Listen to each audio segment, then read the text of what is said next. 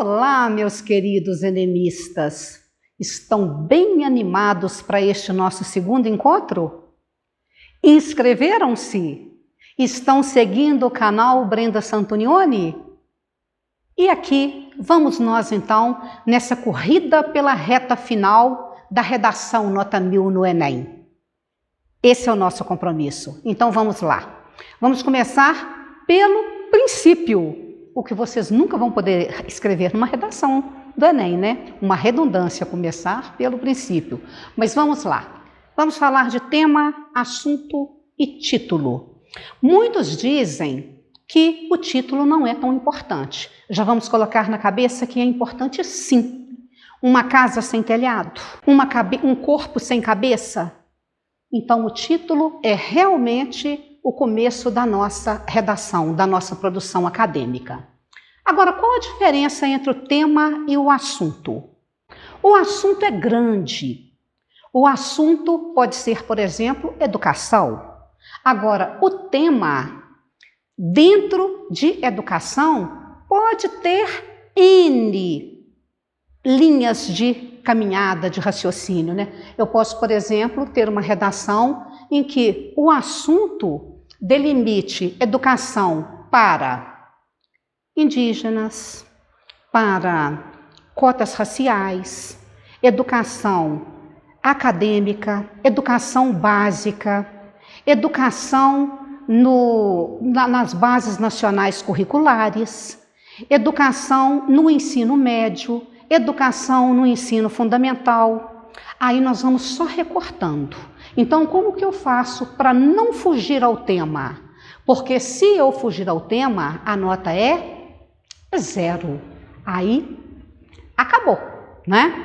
Então, por mais bem escrita que seja uma redação, se ela não contemplar o tema, ou se ela tangenciar um tema, nota 0. Ou, às vezes, até um pouquinho de nota por ter tangenciado. Mas nós temos de perseguir a ideia de que nós vamos fechar o tema. Então, o que nós temos de fazer? A partir do momento que tivermos o comando, nós vamos ler, reler, transler o comando. Grifar nele quais são as palavras principais, né? Se eu tenho, por exemplo, um tema do tipo a democratização do cinema no Brasil, como já aconteceu. Então, o que eu tinha aí de palavras temáticas? Democratização, cinema e Brasil. Falar de Brasil é quase que uma redundância, porque geralmente nós temos um tema que exija argumentação para uma defesa em relação a um problema nacional, né? Então, geralmente, esse tema está dentro de uma das áreas de conhecimento que abrangem ou sociedade, ou cultura, ou política, ou economia. Então, temos de estar sempre ligados a isso.